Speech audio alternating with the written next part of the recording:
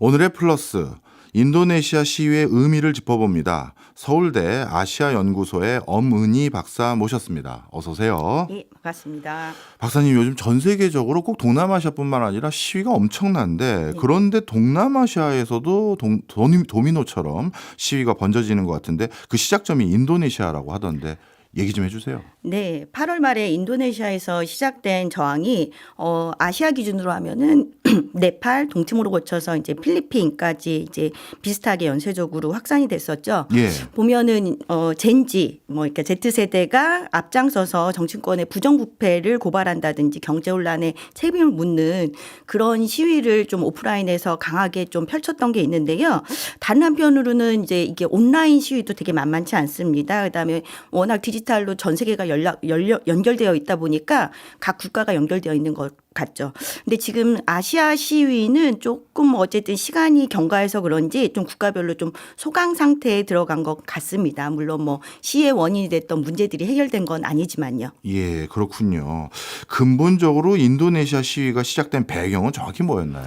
네, 시위가 가장 뜨거웠던 것은 8월 25일에서 30일 사이라고 할 수 있는데 사실은 인도네시아 뉴스를 쭉 보고 있는 사람들 입장에서는 올 초부터 좀 심상치 않다라는 생각을 했었습니다. 예. 저는 참 청년들이 좀 화가 나겠다는 생각이 드는 게 왜요? 2월 달에 그 인도네시아에서 그 청년들이 많이 쓰는 X 그러니까 예. 트위터를 통해서 까부로 아자 둘루 이게 이제 우리말로 치면은 그 탈조선, 헬조선, 그다음에 일단 튀어버리자 뭐 이런 류의 어떤 해시태그가 한번 유행을 했는데 이게 한 7만 건 정도 이상 이렇게 유행을 했습니다. 근데 예. 여기에 약간 이제 좀 어른 정치인들이 좀 이렇게 말을 잘못하는 게 뭐 밖에서 배워와서 나라를 위해서 좋게 쓰면 되는 거 아니에요? 막 이랬는데 사실은 아무 말 대잔치였던 거죠. 네.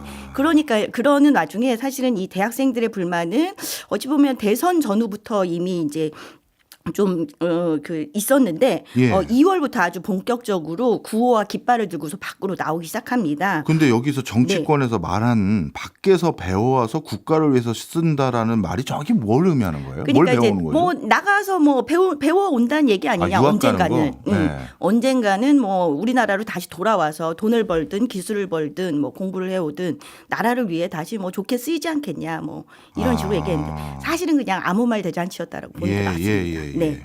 그 인도네시아어가요 우리말하고 좀 다르게 형용사가 뒤에 있습니다. 예. 그래서 이제 학생들이 들고 나온 구호가 인도네시아 그랍은 이제 다크하다라는 뜻인데 우리 지금 너무 절망적이다. 인도네시아 어둡다라는 대학생들의 구호가 있었는데요. 사실 이 대학생들이 이제 본격적으로 조직화된 거는 브라보 대통령이 예산 효율화 법안을 이렇게 좀 정책을 발표를 했는데 사실 예산 효율화라고 쓰지만 예산 삭감이었거든요. 예. 그러니까 이제 교육과 복지의 수혜를 받던 이제 학생들이 가장 불안했던 거죠. 아. 근데 이 시위에는 대학생들뿐만 아니라 고등학생들도 엄청 많이 나왔어요. 고등학생까지요? 네네네. 그리고 3월에는 뭐 군법이 개정되는 게 있었는데 요건 네. 좀 얘기가 길어서 뒤에서 조금 더 다루기로 하고요. 예. 사실 진짜 이 시위의 트리거가 된 거는 8월 25일에 여러 신문을 통해서 하원 의원이 자카르타에서 주거하기 위해서 주택수당을 그 인도네시아 돈으로 5천만 루피아, 우리 돈으로는 한 430만 원 정도를 매달 받고 있었다라는 사실이 이제 뉴스에서 공개가 되면서 이제 분노에 이제 불이 붙은 거죠. 네. 그래서 이제 그때부터 본격적으로 이제 거리 집회들이 강화가 됐는데 8월 28일. 좀 문제 8월 28일이 되었습니다. 그 밤에 사실 자카르타가 그날 비도 내리고 뭐 낮에 최루탄도 쏘고 이러면서 되게 시위가 좀 과격해졌었는데 네. 그 밤에 이제 경찰차에 사실은 시위에 참가한 분도 아니었고 그 주변에서 이제 배달 일을 하던 예. 그랩 기사 21살의 그랩 기사인 아판 꾸르니안이 경찰차에 치여서 사실 치였다는 게 아니라 깔렸어요. 아이고. 그게 이제 시위 보면 우리나라도 보면 요새 이제 시위 현장에 이렇게 막 유튜브 생중계하는 분들 많잖아요. 있죠. 근데 인도네시아는 그거 이제 틱톡으로 해서 그게 영상이 되게 다양한 각도에서 아이고. 저도 보고 정말 너무 충격받았는데 그 밤에 야 이거 이 일 커지겠다라는 생각이 딱 들더라고요. 예. 네. 그것 때문에 그 이후에 한 8월 31일까지 좀 시위가 상당히 가격해지고 뭐 일부 정치인 집을 뭐 이렇게 약탈을 한다든가 뭐 이런 일, 방화가 일어난다든가 뭐 관공서 건물이 불탄다든가 운동이라든가 이런 게 전국적으로 좀 펼쳐진 경향이 있었습니다. 사실 사람들이 진짜 뭔가 생생하게 눈으로 보게 되면 더 흥분하게 되는데 그렇죠. 결국 그게 트리거가 됐군요. 네. 자, 이번 인도네시아 시위 박사님이 보시기에 특히 이거는 눈여겨봐야 됩니다라는 부분이 있었을까요? 네, 뭐라 그럴까 이렇게 청년 세대가 주도하는 시위여서 그런가 저는 좀 이렇게 문화적인 이게 시위 자체가 문화화되는 뭐 이를테면 우리도 시위하면서 막 이렇게 응원복 들고 이런 예, 거 예. 있었잖아요. 근데 이번 인도네시아 시위에서는 특이한 색깔이 좀 채택이 됐고요. 그다음에 숫자가 좀 강화가 됐습니다. 예. 색깔은 뭐냐면 두 가지 색깔인데 핑크와 그린이거든요. 네. 근데 핑크 앞에 브레이브가 붙고요. 예. 그다음에 이제 그린 앞에는 히어로가 붙습니다. 이게 뭐냐면 그래서 브레이브 핑크, 히어로 그린 해서 보면은 뭐 SNS에 자기 프로필을 이 색깔로 바꾸는 뭐 그런 일들도 막 이렇게 전개가 되고 이랬는데요. 이게 8월 28일 날 참 아픈 사건과 참 사람들이 놀라운 사건이 두 가지가 있었는데 하나는 이제 낮 시간이었는데 자카르타의 중심부에서 시위대와 경찰이 대치하고 있는 상황이었고 막 비도 내리고 뭐 체류탄 연기 자욱하고 뭐 이런데 갑자기 이름도 아직까지 정확하게 알려지지 않고 뭐 기사가 그분의 후속 기사는 나지 않는데 중년의 여성 한 분이 인도네시아 깃발을 들고 경찰 앞에 가서 예. 단독으로 막 시위하는 모습이 여러 매체에 여러 사진에 또 이제 SNS에 있었습니다. 예. 근데 이분이 이제 쓰고 있었던 히잡 뭐 인도네시아에서는 질밥이라고 부르는데 이 질밥의 색깔이 핑크였던 거예요. 그래서 이 용감한 어머니가 예. 이제 시위 앞장섰다라는 걸 그다음에 이제 그날 저녁 시위에 돌아가신 그랩 기사가 사실 그랩도 그렇고 고잭도 그렇고 인도네시아의 뭐 배민이나 뭐 혹은 오토바이 택시 역할을 해주는 그런 거에 기본색이 녹색이거든요. 그래서 이 두 개의 색깔을 조합하는 것들이 있었습니다. 네. 근데 사실 이제 인도네시아가 이제 이 시위 사태가 되게 폭력적으로 전개될 뻔도 했는데 저는 시위 지도부가 조금 좀 용감한 선택을 했다는 생각이 들어요. 이렇게 시위는 평화적이어야 된다. 국가가 워낙 사이즈도 크고 예. 이제 이미 이제 국가가 아주 뭐 예전에 군사 독재 시설은 아니니까 그래서 이 학생들과 이 노조 그다음에 이제 변호사 단체를 구성된 시위 지도부가 있는데 이들이 뭐냐면 9월 1일과 2일 이틀 동안 시위를 멈춘다. 폭력 시위를 멈춘다라고 하고 국가를 대상으로 하는 개혁안을 좀 발표를 하거든요. 근데 그 개혁안에서 채택했던 숫자가 17 플러스 8입니다. 예. 근데 이 숫자에도 좀 의미가 있는 게요.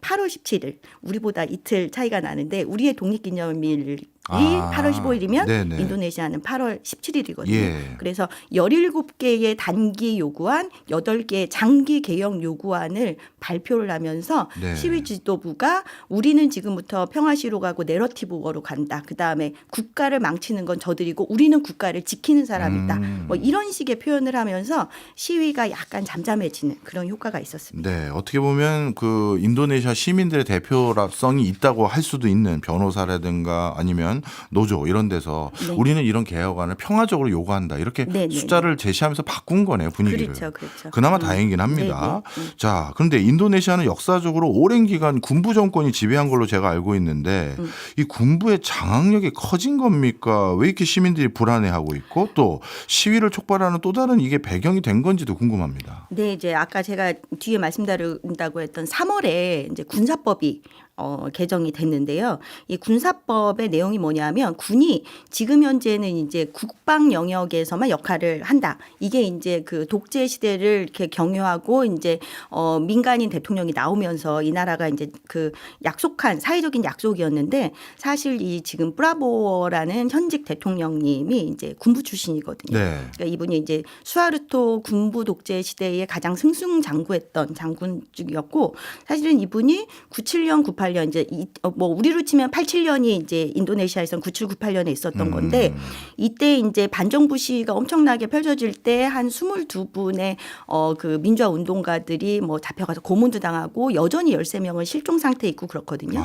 여기에 대한 책임이 아마 브라보에게 예. 있을 것이다라는 네. 게 있습니다. 근데 이제 수하르토 정권에 대한 뭐 혹은 그다음에 브라보의 이 과거사에 대한 게 사실 인도네시아는 아직까지 좀 금기시 되어지고 있는 게 있습니다. 네. 거기다가 이제 사실 브라보가 어찌 보면은 거의 준 망명 뭐 자발적이라고 하지만 어쨌든 이제 불명예 군에서 제대를 하고 네. 수하르타가 실각하고 하비비가 대통령이 되면서 군에서 불명예 제대를 하고 요르단에 가거든요. 예. 근데 집안 자체가 워낙 좋았습니다. 거기서 사업가로 엄청나게 승승장구를 하고요. 2004년에 돌아와서 정치계에 선언을 했는데 생각보다 사회적 반감이 적었습니다. 그래요. 네네. 그래서 그부터 2004년, 2009년, 2014년, 2019년 뭐 이렇게 계속해서 아주 중요한 포지션에 정치적으로 좀 도전을 하는 거죠. 예. 근데 어쨌든 이제 그 조코이 2기 정부에서 브라보가 국방장관을 하면서 이미지 세탁이 많이 됐었거든요. 네.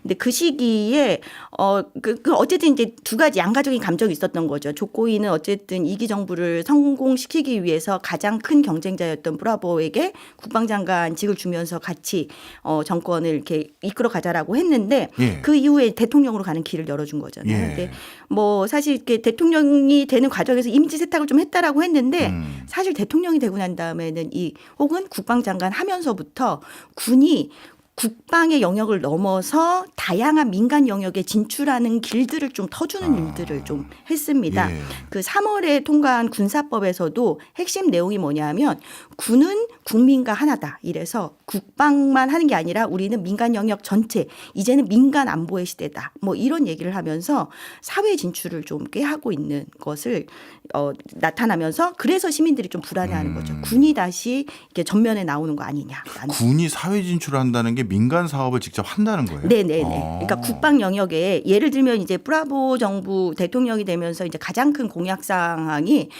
무상급식이거든요. 예. 그래서 임산부하고 이제 학생들한테 이제 무상급식을 하는데 무상급식 농장을 운영을 한다든지. 군이. 네네. 그다음에 이제 어쨌든 이제 여기도 집단급식을 하는 데잖아요. 예, 예. 그러니까 그런 급식에 이제 군이 참여하겠다. 뭐 이런 일들을 하는 거를 이제 터주겠다는 법안이 이제 3월에 통과가 된 거죠. 그렇군요. 그 나름대로 프라보랑 그다음에 조코이가 뭐라고 할까 연정이라고 해야 됩니까? 이런 걸 네네. 했기 때문에 자연스럽게 뭐 조코이도 이미지 좋게 끝날 것 같은 생각이 들었는데 그렇죠. 예전에 또 조코이는 또 서민 대통령 이런 네네. 닉네임도 있었는데 그렇습니다. 요즘은 비판을 많이 받고 있는 것 같은데 이게 뭐 다시 프라보가 잠정적 정적을 제거하는 그런 겁니까? 아니면 다른 이슈가 있었나요? 일단은 조코이 대통령이 정말 인기가 많았죠. 사실 퇴임 전까지도 거의 뭐 7, 80%에 달하는 어떤 지지율을 받았고 그 지지율이 그대로 브라보한테 왔습니다.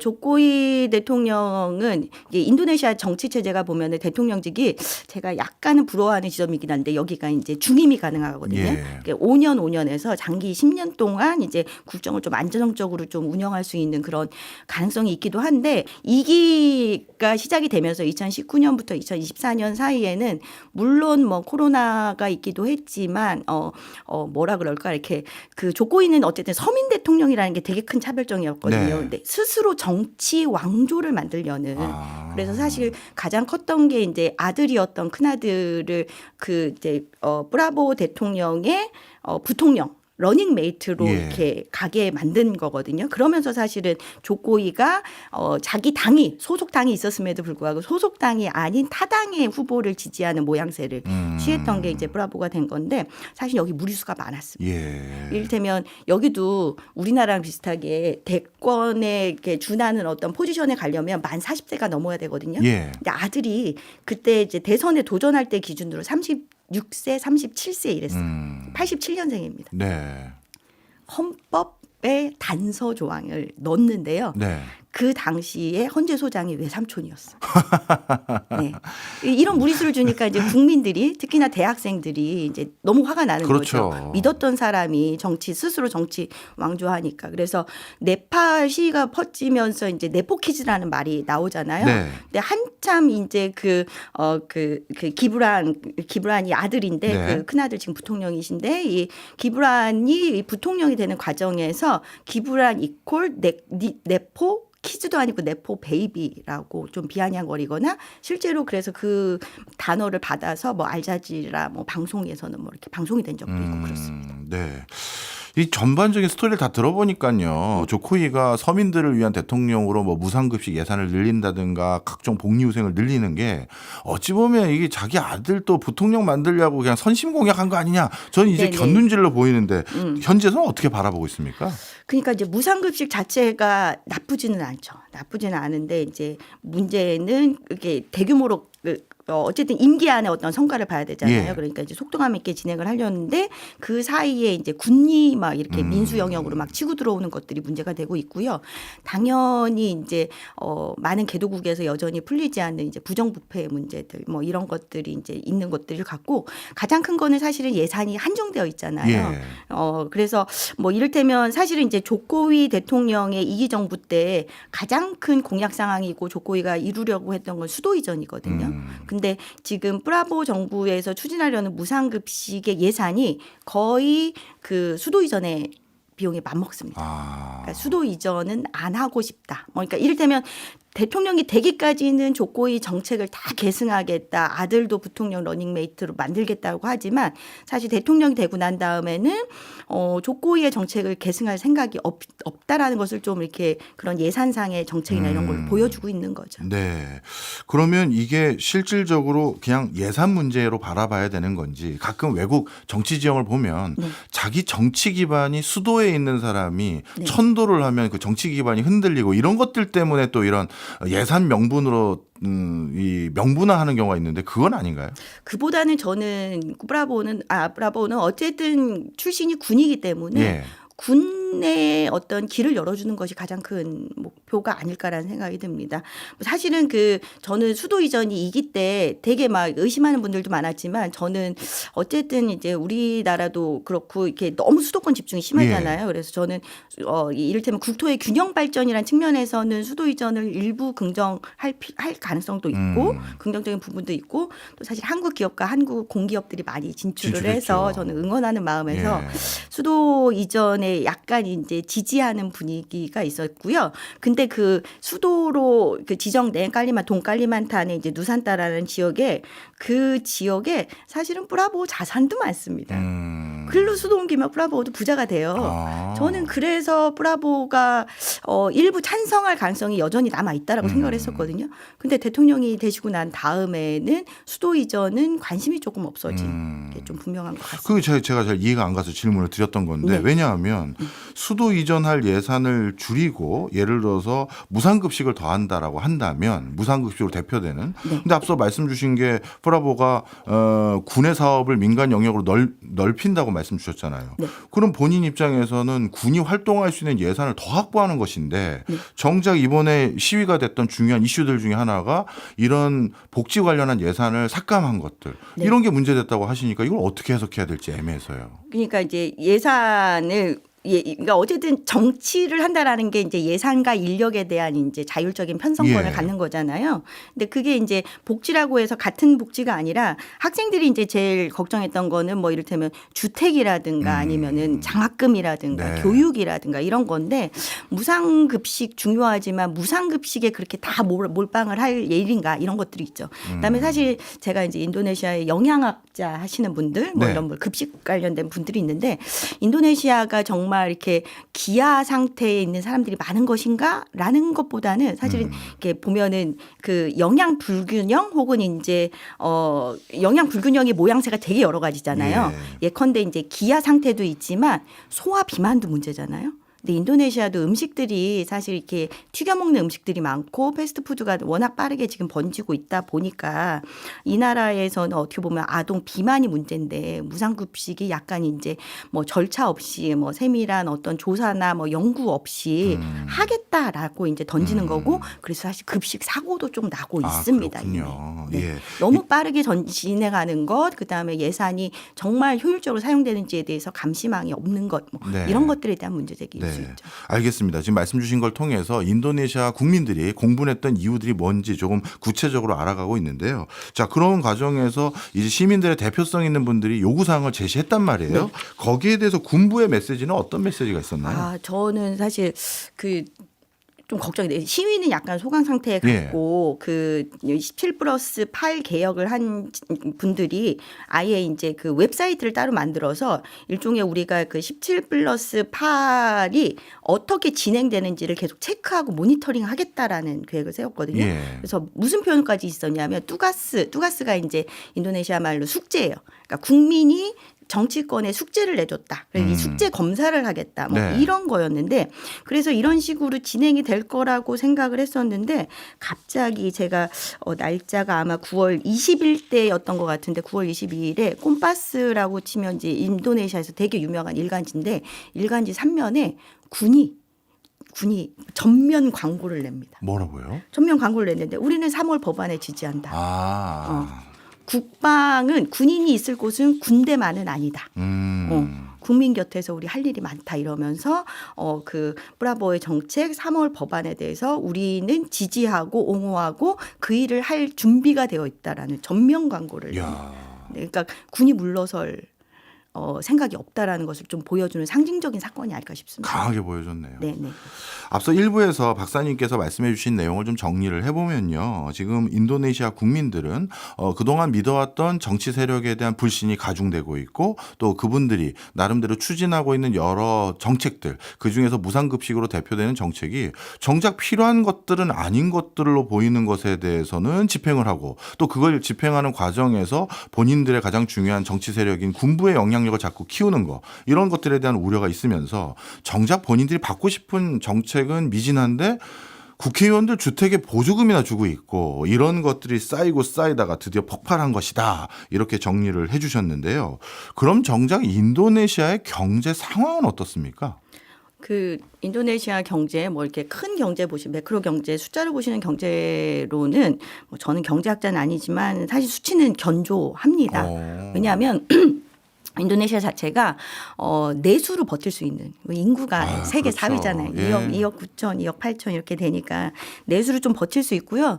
또 이 땅에 자원이 워낙 많지 않습니까? 뭐 전통적인 뭐 원목, 뭐 석탄 이런 것들도 있지만 뭐 이를테면 AI나 뭐 전기와 전환에서 정말 필요로 한 뭐 니켈이라든가 뭐 전기차에 필요한 어떤 이런 것들이 있죠. 그 다음에 사실은 꾸준히 90년대 이후로 그 한중일 뭐 대만의 자본이 많이 들어와서 제조업도 네. 예, 뭐 이를테면 섬유 뭐 의류 뭐 이쪽의 제조업들도 상당한 편입니다. 뭐 상당히 잘 되고 있는 나라인데요. 뭐 사실은 큰 경제 측면에서는 지금 뭐 우리나라도 그렇지만 많은 조금 이제 규모 작거나 영향력이 작은 경제권에 제일 큰 거는 미국하고 관세 협상 어떻게 하느냐에 따라서 네네. 경제가 결정이 되잖아요. 근데 보면은 인도네시아가 받은 수치가 나쁘지 않습니다. 인도네시아가 제가 알기로 대미 수출이 좀 있는 동남아시아 제조 국가들을 인도네시아, 태국, 말레이시아, 캄보디아, 필리핀 요 정도 꼽을 수 있는데 이 나라들이 모두 19%로 이제 고정이 됐습니다. 예. 뭐 이게 이제 7월 달에 이미 결정이 됐거든요. 그러니까 그 측면에서는 이제 좀 차이가 없죠. 근데 이제 다만 이제 체감 경기가 다른 거죠. 예. 사실 이제 인도네시아에서도 뭐 2000년대 이후로 이제 교육에 대한 관심이 많으면서 사실은 대학생들이 정말 많이 나오고 있거든요. 예. 근데 대학생들이 갈 만한 일자리들은 만들어지지 않는 거죠. 예. 그러니까 제가 그리고 이제 뭐 이렇게 중국을 통해서 중국 자본이 많이 들어오는데 뭐 인도네시아가 약간의 어떤 자원 민족주의적인 색채를 통해서 예전에는 원강을 수출했다면 이제는 뭐 원목도 과거에 그랬고요. 부가가치가 창출되는 가공 공장을 여기에 만들어라 이러면서 이제 엄청나게 이제 니켈 뭐 자원 공장 이런 것들도 있는데 아시겠지만 요새 이런 공장들이 사람을 많이 네. 고용하는 곳들이 아니잖아요. 그다음에 이제 이런 원자재들은 일자리들이 아주 먼 곳에 있는 거죠. 사실 인도에 섬이 많은데 자바섬의 인구가 한 1억 5천 정도가 살거든요. 그러니까 자바를 별로 벗어나고 싶지 않은 모든 좋은 일자리는 자바인데 뭐 이를테면은 원자재와 관련된 일자리들은 자바가 아닌 외방 도서들 바깥에 예. 있는 섬에서 좀 생기는 게 있고요. 그렇다 보니까 뭐 우리나라에서도 많이 나타나는데 배달 네. 뭐 사실 이제 보면은 인도네시아나 동남아에서 유행하고 있는 그랩이라는 앱은 이거는 단순히 그냥 하나의 기능만 있는 게 아니라 이거야말로 아주 멀티플해서 뭐 소위 말하는 슈퍼 앱 이렇게 네. 불리거든요. 뭐 이를테면은 그랩이나 고잭을 통해서 앱을 통해서 세금도 낼 수 있어요. 제가 봤더니 대부도 가능하더라고요. 대출도 되더라고요. 대출도 가능하고요. 정말 이 하나의 창에서 모든 것이 그러니까요. 가능한 이렇게 슈퍼 울트라 앱인데 근데 이제 가장 많이 사용하는 건 어쨌든 이제 인도네시아 워낙 길이 많이 가보셨으면 길이 워낙 막히잖아요. 그래서 저도 종종 타는데 보통 이제 택시가 차가 아니라 인도네시아는 택시가 그 오토바이 택시. 그래서 그러니까 오토바이 그러니까 이 오토바이 택시들이 그랩이나 고잭이 배달 기능하고 모빌리티 기능이 많거든요. 네. 너무 많습니다. 너무 많은데 이게 사실 좋은 일자리라고 할 수 없잖아요. 그렇죠. 우리도 보면은 이게 이제 플랫폼 노동자들이 불안전 노동이잖아요. 뭐 사실은 노동자라고 불리지도 않고 파트너들이고 그런 상태인 거죠. 그래서 이제 청년들은 불만이 많고 일자리가 창출되지 않고 또 이제 일부에서는 뭐냐면 인도네시아가 주별로 최저임금이 다릅니다. 예. 당연히 수도권은 최저임금이 비싸겠죠. 그러니까 이제 공장들이 이게 수도권 밖으로 계속 빠지는 거죠. 그래서 이제 중부나 아예 이제 동부에 있는 도시들로 이렇게 옮겨가면서 뭐 그쪽에선 신규 일자리가 창출될 수 있겠지만 수도권에 있었던 전통적인 제조업 단지들은 좀 뭐 공장 문을 닫는다든가 네. 그래서 노동자들의 대량 해고가 발생한다든가 이런 일들이 있었습니다. 그러니까 그렇군요. 체감하는 것과 국가 경제가 움직이는 것이 좀 불일치하면서 국민들이 뭐냐 이게 뭐 나라는 성장한다는데 나한테 오는 과실은 없네 뭐 이런 것들이 쌓이고 있는 그런 네. 상태죠. 그런 과정에서 그나마 있는 과실도 혹시 사회적 배분, 형평성에서 문제가 좀 있나요? 맞습니다. 뭐 이게 그 인도네시아가 그나마 이제 기본 체력이 있는 나라라고 하지만 그 여전히 빈부격차가 크죠. 이제 뭐 이게 뭐 동남아 가면 좀 안타까운 일이죠. 예. 개도국의 많은 국가들이 그러듯이 뭐 일부 중산층 그다음에 뭐 얘기 나오는 게 그 인도네시아도 그렇고 제가 많이 가는 나라가 인도네시아, 필리핀 이렇게 양국인데 네. 두 나라가 이제 경제적으로 보면은 사실 소위 재벌이라고 말하는 사람들이 우리는 그래도 이제 재벌 개혁하면서 금산 분리했잖아요. 근데 예. 기본적으로 인도네시아나 필리핀의 재벌들 뭐 태국도 마찬가지인데 금융과 부동산과 유통업의 뭐 하나 이거는 이제 세트로 가지고 있는 게 예. 당연하거든요. 그러니까 뭐 인도네시아 자카르타 가면은 워낙에 화려하잖아요. 뭐 요새는 그래도 교통 상황 개선이 돼서 화려한 몰이 너무 많거든요. 저는 사실은 한국에서는 백화점을 안 가는 사람인데 네. 동남아 가면은 종종 가요. 갈 수밖에 없기도 예. 하고 거기가 에어컨 나오고 좀 걸어 다닐 수 있는 곳이고 이러니까 그런 뭐 화려한 뭐 완전 그런 그 럭셔리한 물품들이 가득한 곳과 그 밖에 있는 뭐 정말 뭐 끼니를 오토바이 위에서 때우고 오토바이에서 잠을 자야 되는 뭐 이런 사람들이 있는 게 이렇게 빈부격차가 눈에 보이는 거예요. 그 상태에서 아판의 죽음이 많은 사람들한테 좀 어떤 야 이거 좀 문제가 있지 않냐 그러면서 네. 뭔가 연대와 공감 뭐 이런 것들이 키워드로 올라오는 계기가 또 된 것 같습니다. 저는 그런 과정에서 제가 뭐 정치를 잘 몰라서 그런지 모르겠습니다만 그러면 뭔가 이런 부조리함 이걸 해결하기 위해서 더 정치 개혁도 하고 민주적인 국가 만드는 데 관심이 있을 것 같은데 네네. 종종 보면 인도네시아도 마찬가지지만 권위주의적인 정부를 그 국민들이 선택하는 것 같아요. 그렇죠. 이거 어떻게 해석해야 되나요? 글쎄 말입니다. 이게 이제 선거로 선출되는 권위주의들이 예. 나타나고 있죠. 이게 이제 어떻게 말씀을 드려야 되나? 사실 그 필리핀이 그나마 좀 상황이 낫지 않다. 뭐. 그러니까 이제 뭐냐면은 제가 봤던 저의 관찰에 따르면은 필리핀도 그렇고 인도네시아도 그렇고 재벌이 정치를 같이 합니다. 네, 재벌의 어떤 뭐 그게 필리핀은 더 심하고 사실은 이제 인도네시아는 조금 덜하기는 하죠. 네. 왜냐하면 재벌들은 주로 화인인데 또 화인은 정치에 진출하는 것은 막혀 있었으니까 좀 덜하긴 한데 근데 어쨌든 이제 그 97, 98년에 인도네시아에서의 대혼란 시기를 거치면서 지방자치제가 부활을 하고 뭐 이러면서 정치의 엘리트 지배 구조는 훨씬 더 공고화되는 게 있습니다. 어쨌든 이제 크게 변하려면 뭐 소위 말하는 제야에 계신 분들이 정치권으로 계속 들어갈 수 있는 통로가 있어야 되잖아요. 예. 근데 사실은 인도네시아는 이게 거의 불가능합니다. 아, 그래요? 네, 정당을 만드는 것도 쉽지 않고요. 그 다음에 이제 정당에서도 뭔가 뭐 이를테면 비례대표를 뭐 이렇게 비례대표도 있기도 하지만 이제 예. 뭐 특정 그 수치에 도달하지 못하면은 그 정당이 다 이렇게 해산이 돼야 되고 뭐 이런 게 있거든요. 법이 그렇군요. 네네. 그러니까 뭐 이를테면 정치권에 진출해서 제도를 직접 바꿔내는 것은 대단히 불가능한 상태입니다. 네. 혹시 또 기존 정치 세력들이 네. 부정부패 또는 포퓰리즘이라고 요즘 많으니 그렇게 표현들 네. 하는데 그런 것들이 또 신진 세력들이 들어와서 사회구조 개혁하는 걸 막는 그런 요소로 작용도 합니까? 뭐 부패를 네. 통해서 네. 뭔가 금권 선거라고 해야 되나요? 뭐 이런 것들요. 그렇죠. 그런 건 없습니까? 네, 뭐 금권 선거 당연히 있죠. 아. 당연히 있고. 근데 그럼에도 불구하고 사실은 인도네시아가 뭐라 그럴까 민주적인 선거가 시작된 게 그렇게 길지 않습니다. 우리로 치면은 이제 군사 독재가 끝나고 첫 번째 이제 군인이었지만 옷 벗고 어쨌든 민간인 신분으로 대통령이 되신 분이 이제 노무현 그 노태우 대통령이시잖아요. 네. 그러니까 노태우 대통령의 위치에 위치하는 분이 인도네시아에서는 유도유노 대통령이라는 분이 근데 이분이 2004년에 당선이 됩니다. 예. 근데 이제 그때부터 어찌 보면 그러니까 사실은 그 정치학자들이나 세계 민주주의를 보는 사람들은 지금까지는 인도네시아에 대해서 조금 너그러운 시선이 있었습니다.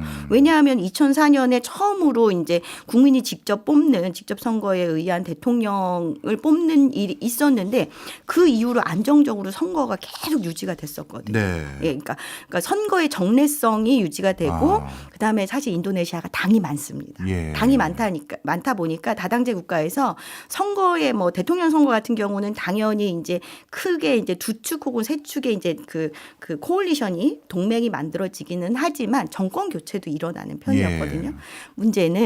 문제는 정권 교체가 일어난다고 당이 집권당이 바뀐다고 해서 정책이 큰 틀에서 바뀌냐? 라는 것에 대해서는 조금 퀘스천 마크가 있는 거죠. 네. 네, 어쨌든 이제 민주주의가 계속 진전해 왔는데 그 진전해온 민주주의의 결과로 뭐 이제 그 필리핀에서는 이제 두테르테 같은 대통령이 된다든가 혹은 그 이후에 독재자의 아들이 온다든가 뭐 인도네시아에서도 이 브라보가 다시 대통령이 보는 거 보면은 그러니까 뭐라 그래야 되나 이렇게 어쨌든 사람들은 배가 고프고 예. 배가 고프면 약간의 자유를 포기하면서라도 뭔가 국가가 권위 있고 힘 있게 나가기를 좀 원하는 그런 예, 국민적 예. 정서가 있지 않을까 생각을 해봐요. 네. 정말 여러 가지 구조적인 요인들이 복합적으로 맞물리면서 지금 갈등이 증폭되고 있는 인도네시아 상황인데요. 우리는 인도네시아 뉴스를 잘 못 보다 보니까 최근 상황은 잘 모르게 되는데 브라보 대통령 지금은 뭐 어떤 상황에 놓여 있나요? 브라보 대통령이요. 자신만만하신 것 같은. 아, 그래요? 네. 위기감이 좀 있었죠. 사실은 좀 8월 28일에 그러니까 어쨌든 사망자가 나온 거잖아요. 예. 그다음에 사망자까지는 아니지만 아주 심각한 부상을 입은 노동자가 한 분이 더 계셨고 그다음에 이제 다른 도시에서는 이제 학생이 사망했다 뭐 이런 설들도 퍼지면서 바로 그 다음 날 기자회견을 했습니다. 근데 그걸로도 안 되는지 아예 이제 그 8월 마지막 날에는 주요 정당 지지자들을 주요 정당의 엘리트들 그다음에 네. 이제 국가적으로 이제 주요한 포지션에 있는 분들을 다 같이 이제 대통령궁으로 불러서 뭐 이렇게 배석을 해서 우리 지금 문제를 심각하게 보고 있다 뭐 이렇고 그다음에 이제 사실 9월 4일에 예정되어 있던 이제 중국 전승절 행사에 또 나는 안 가겠다라고 선언을 하는 것처럼 이렇게 좀 한 발 물러섰거든요. 네. 그다음에 9월 1일 날에는 이제 부상자가 있는 곳에 이제 막 방문을 하기도 한데 근데 이때도 이게 약간 이제 부상자를 만나러 가는데 경찰병원에 갔거든요. 네. 근데 이제 경찰병원에 물론 이제 다친 시민들도 있었지만 경찰들도 되게 많아서 예. 경찰들도 많이 다쳤네 뭐 이런 류의 분위기. 이런 게 있고요.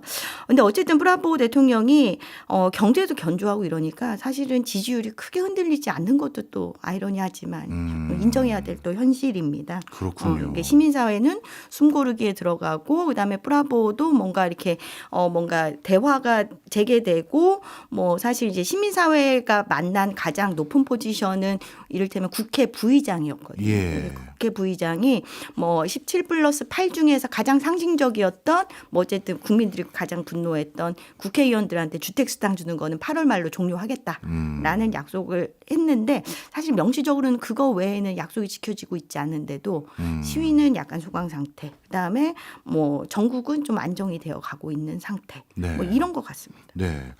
말씀 듣고 보니까 이 인도네시아의 프라보 대통령도 분명 시민사회 단체는 공분하고 있으나 나름대로 본인을 지지하는 확실한 지지 기반도 있는 그런 상황인 거군요. 네. 야, 이러면 더더욱 사회 통합은 이루어지기 어려운데. 자, 그러면 앞서 말씀 주신 것처럼 17개 플러스 8개의 요구안. 네. 그중에 하나 국회의원들에게 주택 수당 주는 거 그건 포함된 걸 알겠는데 네. 다른 내용들은 또 뭐가 있습니까? 네, 17+8 아예 뭐 혹시라도 관심 있으신 분은 이제 찾아보시면 바하사로 돼 있어서 찾아보실 수 있을지 잘 모르겠지만 어쨌든 이제 8개는 장기 과제입니다. 예. 본인들이 생각하기에도 이제 장기 과제인데 이거는 그래서 1년 시한을 줬어요. 내년 8월 31일까지 이행해라라는 것이고 뭐 여기는 뭐 전체적으로 정당 개혁해라, 뭐 그다음에 공공 세제 개혁해라, 그다음에 부패자들의 자산을 몰수해라. 근데 사실 여기에서도 약간의 반응은 있습니다. 그러니까 정치권도 이제 이를테면 다 한 통속은 아니니까 좀 제거해야 될 정적도 있고 좀 문제가 정말 이거는 좀 너무 심하다라고 하는 부정부패들도 있을 거 아니에요. 네. 근데 그런 사람들의 자산은 일부 몰수할 것 같긴 합니다. 뭐 이런 것들 그다음에 이제 국가인권위원회를 뭐 강화해라. 그다음에 경제 고용 정책 부문을 좀 정비를 하고 이 부분에 있어서 노동자들과 좀 상의하라, 대화하라. 네. 뭐 이런 것들이 있습니다. 그다음에 단기 과제는 사실은 9월 5일까지 하라는 거였어요. 빨리. 예. 9월 5일까지 하지 않으면 우리 밖으로 다시 나갈 거야 라는 어찌 보면은 그런 이제 아주 강력하게 빠르게 실시해야 되는 거였는데 요것도 보면은 사실은 뭐 이렇게 여러 사람들한테 17개라고 하지만 뭐 이를테면은 1번에서 2번은 대통령에게 독립조사팀을 만들어라. 예. 그다음에 이제 경찰은 사과해라. 폭력 시위에 대해서. 그다음에 경찰청장 책임지고 물러나라. 뭐 이런 것들. 그다음에 하원은 뭐 해라. 당의장은 뭐 해라. 그다음에 군에 대해서는 얘기가 많습니다. 군은 빨리 그냥 돌아가라. 병영으로 복귀해라. 예. 네. 뭐 이런 얘기들을 많이 했죠. 그다음에 경제부 장관에게 노동조합과 공개 토론하자. 예. 이런 요구들이 막 뒤섞여 있었습니다. 네. 그중에서 저도 눈여겨 보여지는 게 전체 근로자에게 생활임금을 보장하라. 이 생활임금은 뭘 의미하는 건지. 뭐 우리나라 최저임금 만드는 거랑 뭐 비슷한데요. 네. 뭐 그 스바고 제가 갑자기 단어가 잘 생각이 안 나는데 8개인가 9개의 그 생활이 아주 기초 생활 자재 생활 필수품 있잖아요. 네. 그 생활 필수품의 가격이 이 최저임금에 반영이 되는 거거든요. 그러니까 생활 임금이라는 게 그런데 근데 실제로 뭐냐면은 물가가 워낙 도시마다 천차만별이고 특히나 이제 사실 그 가보시면은 자카르타 되게 화려하잖아요. 엄청나죠. 그다음에 네.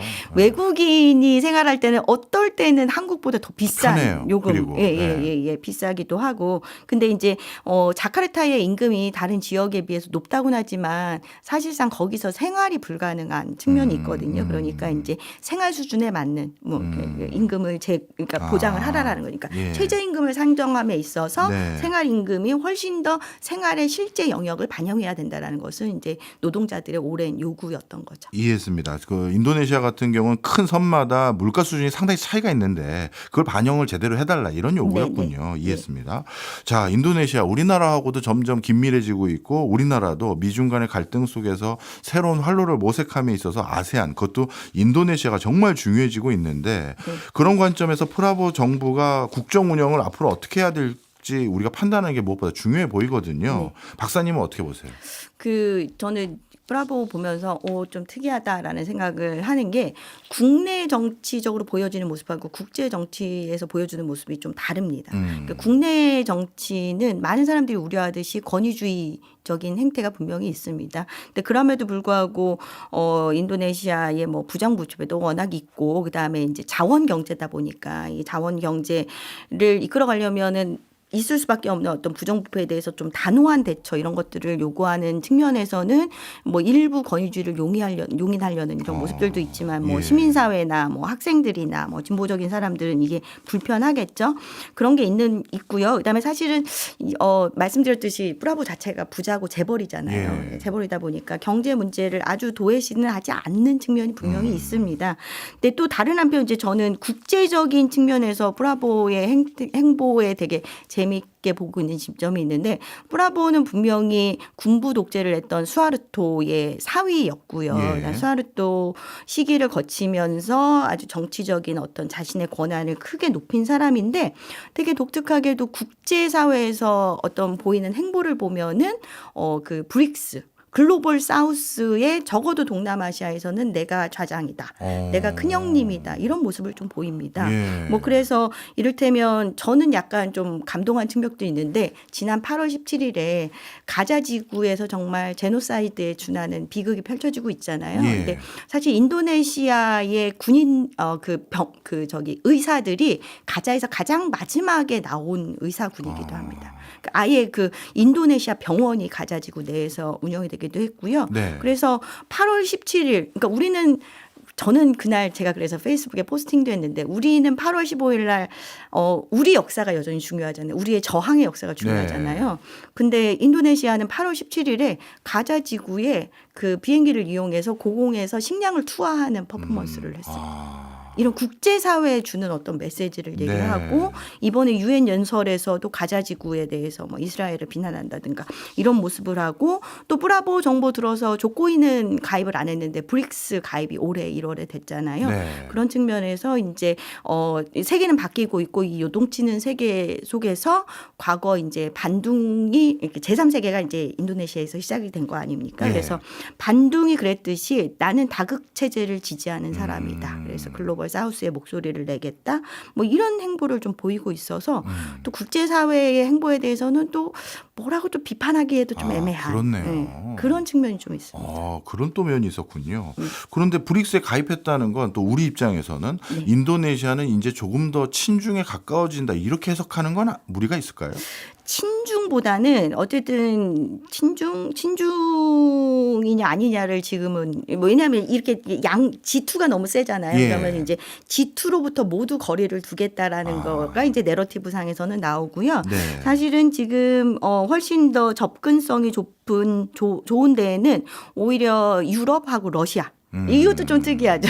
유럽과 러시아가 지금 경쟁하고 이제 갈등하고 있는데 유럽하고 FDI를 뭐 체결을 한다든가 네. 그다음에 뭐 러시아 한때 러시아가 뭐 이렇게 군 기지를 인도네시아에 만든다라는 설이 나와서 네. 뭐 갑자기 뭐 문제가 되거나 뭐 이래서 국제사회에서는 오히려 러시아 그다음에 유럽과 이렇게 좀 가까워지려는 모습을 좀 보이고 있고요. 사실 그래서 족고이 때 혹은 그 이전에 한중일 삼국 중에서 한국하고의 경제 협력이 아주 긴밀하고 좋았는데 브라보 대통령이 인도네시아에 좀 관심이 없는 게 아닌가. 그다음에 뭐 사실 여러 번 조우할 수 있는 기회가 있었는데도 양자회담이 아직 정상회담이 안 이루어져서 조금 저희 아세안을 오래 보는 사람들은 좀 걱정하는 빨리 만나셔야 되는데 왜냐하면 너무 중요한 나라잖아요. 그럼요. 동남아시아에서 뭐 제조업도 있죠, 자원도 있죠, 또 우리나라 이제 현차나 뭐 이렇게 나가 있는 뭐 것도 있기 때문에 인도네시아는 뭐 어쨌든 우리나라가 같이 갈 수밖에 없는 중요한 나라이긴 합니다. 그리고 또 가서 현지에서 봤더니 중동이나 이슬람권에 뭔가 물건 수출하려면 인도네시아에서 인증받으면 다 통과가 되더라고요. 그런 것도 중요한 나라인데 하여튼 관심의 대상이 됐으면 좋겠는데요. 자, 이번 인도네시아 사태 이게 또 다시 네팔이나 다른 나라에서 인도네시아로 넘어왔다가 또 다른 나라까지 영향을 미치는 건 아닌지 이걸 걱정하는데 이건 어떻게 보세요? 뭐 걱정이기도 하고 뭐 누군가는 그걸 환호하기도 하고 뭐 민주주의 확산 아니야 뭐 이런데 사실 그 상황은 아닌 것 같고요. 저는 이거는 어찌 보면 기술이 가져온 뭐 의도하지 않았던 효과가 아닐까 싶습니다. 이제 워낙 청년 세대들이 SNS나 디지털 기술에 익숙하다 보니까 한 시위에서 뭔가 성공적인 움직임을 보였던 게 되게 전파가 빠른 거죠. 뭐 그래서 뭐 이를테면 뭐 해시태그를 한다든지 침묵 시위, 그 다음에 인도네시아에서 등장했던 해적기가 뭐 필리핀 시위에서도 나온다든지 뭐 이런 것들이 있죠.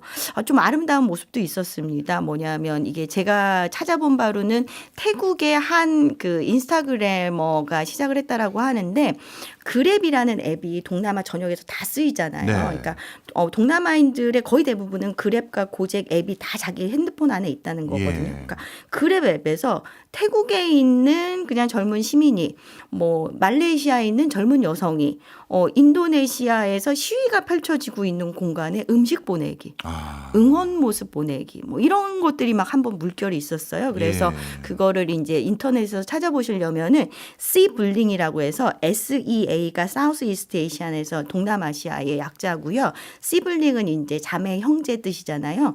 요걸 조어를 해서 씨블링이라는 어떤 좀 아름다운 국제 연대의 모습이 펼쳐지기도 했습니다. 야, 이것도 또 흥미롭네요. 아세안 국민들 사이에서는 앱이라는 아니면 기술이라는 새로운 수단을 통해서 서로 소통하고 긴밀해지는 느낌도 있는데 정작 그 뭐랄까요, 아세안의 국가를 통치하는 사람들의 입장들은 갈등도 있고 구조적으로 처한 상황의 차이도 있어서 아세안을 우리가 계속 단일 시장으로 봐야 되나 의구심까지도 있는데 그 부분은 좀 연대가 좀 어떻게 돼가고 있나요?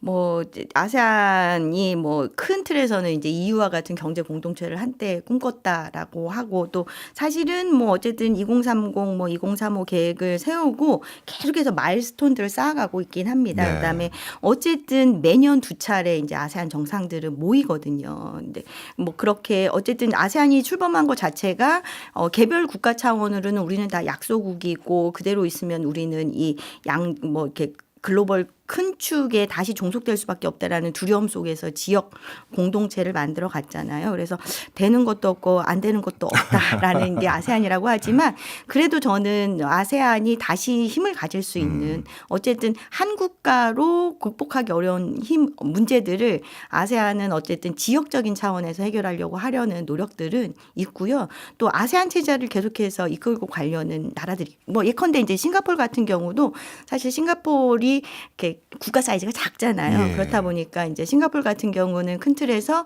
우리 스스로를 국가적인 정체성을 아세안의 브레인 정도로 두고 아세안 전체를 스스로의 몸통으로 좀 보는 게 있거든요.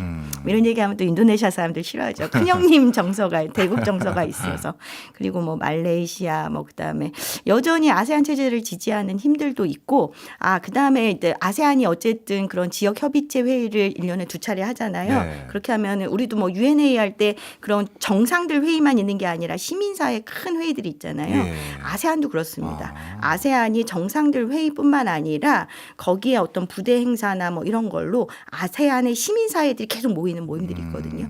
이건 어찌 보면은 개별 국가로 고립되어 있을 수 있는 시민사회에게는 엄청나게 큰 힘이 되는 그런 계기가 또 되는 거죠. 알겠습니다. 지금까지 서울대 아시아연구소의 엄은희 박사였습니다. 고맙습니다.